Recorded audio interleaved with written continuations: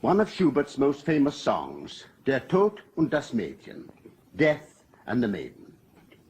The girl, tossing on her bed of sickness, gasps when she sees the spectre of death, "Away, away, grisly spectre, spare my life." But death replies, "Give me your hand. I've come to soothe you and send you to sleep." Death, as depicted in this song, is a comforter and not something to be dreaded.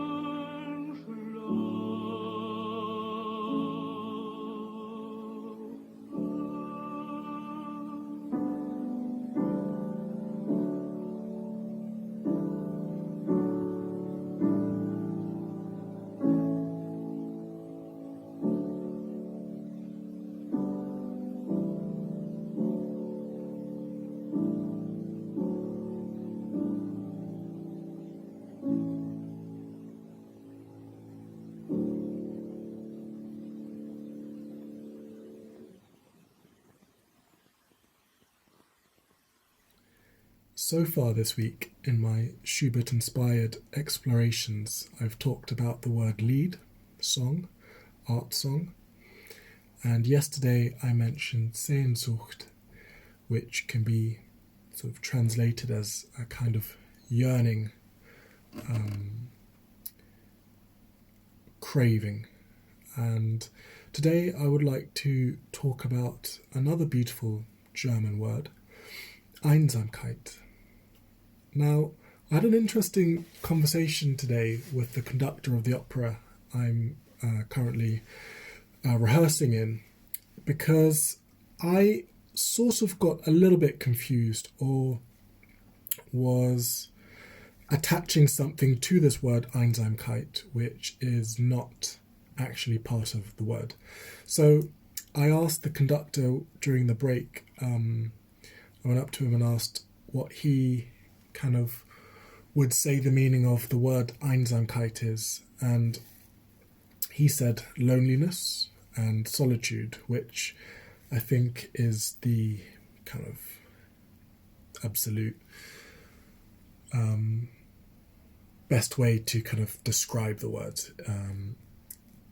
In my head, I was also thinking of loneliness and solitude, but I had attached another word which can be used with this word.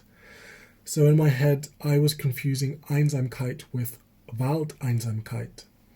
Now, Waldeinsamkeit just means loneliness or solitude, particular to the feeling of loneliness or solitude found in a forest or the woods or nature, which is where that first bit, wild, comes from. But Einsamkeit doesn't have to be related to nature. It can be related to any aspect of life. And the conductor gave a very interesting example of an Einsamkeit feeling he's experienced, which he mentioned as a conductor, when things aren't going your way and you don't have the harmonious magnetic connection that one always seeks for as a conductor with the orchestra. It can be an incredibly lonely place on that podium. And he was saying that, when you lose an orchestra, in the sense of they don't kind of trust or maybe respect you, or just feel the connection, it's not quite there, then it's almost impossible to kind of reclaim that.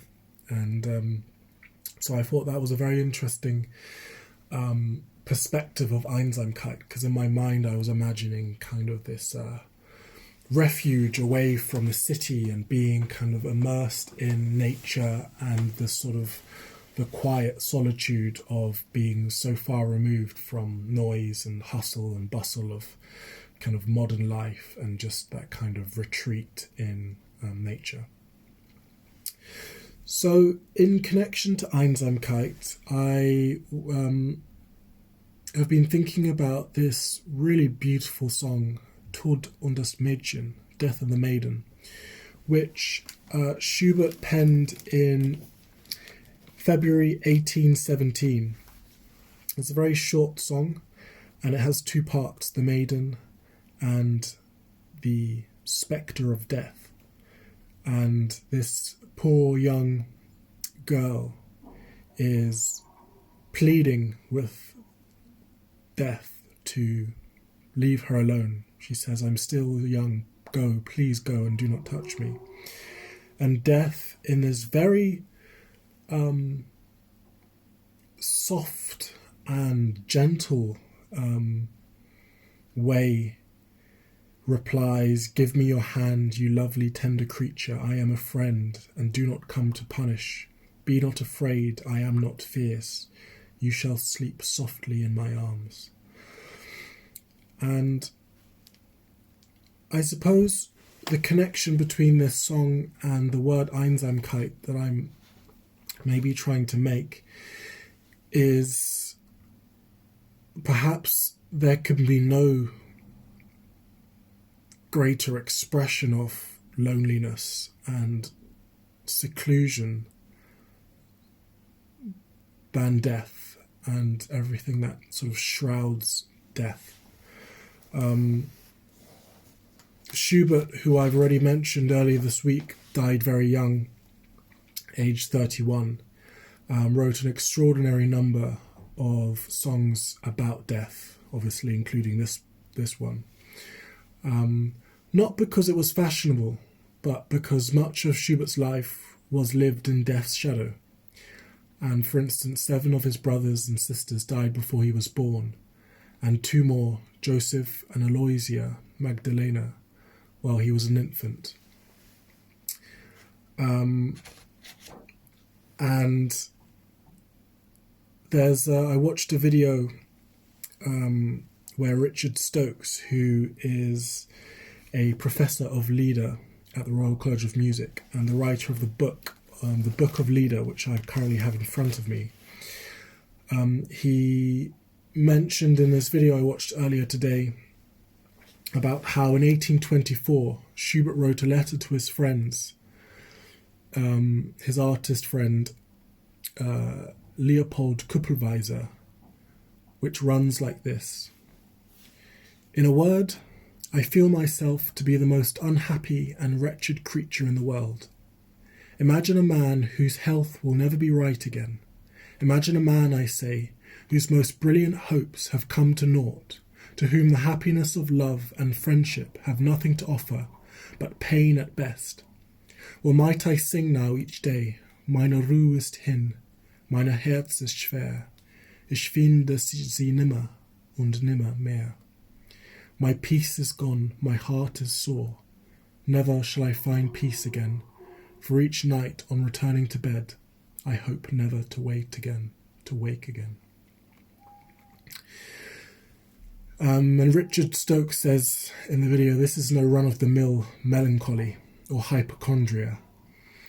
And although his friends obeyed the social niceties, although they are guarded in their letters, they never mention his syphilis by name. It's kind of unfathomable to think how impactful the syphilis that Schubert's contracted, and him knowing that he was not going to recover from this life-ending disease, how lonely and isolated and secluded that would have made him, and to be so young and so sort of at the peak of his kind of physical, artistic fortitude is, it's quite staggering. There's a painting of the same name as Schubert's song Tod und das Mädchen by Egon Schiele, which I have been also talking about very recently. This painting was painted in 1915, and it's also Tod und das Mädchen, the title of an Egon Schiele film, which I happened to see when I was studying in Salzburg at the Mozarteum in 2016. It's this incredible film of the life and work of Egon Schiele, and that has the same name. But Einsamkeit, loneliness, solitude, seclusion, and Tod und das Mädchen. A word and a song to follow tomorrow. Good night.